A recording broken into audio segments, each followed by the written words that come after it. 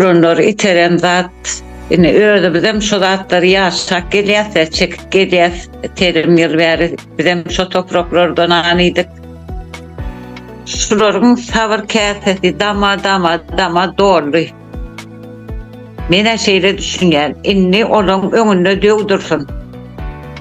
Sebebi, şular beri kayıtma için, şu $200, $300 olsa, şu pulu tapman, ne bir, mun hedra hasam kıyın diyor.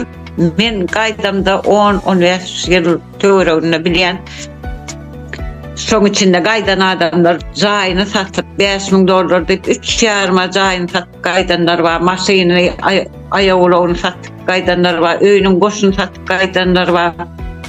Şeydik geliyor, onun Anırda kasasında duran $300, $400 pulu yoktur, benim elinde dolar ne mi istesin?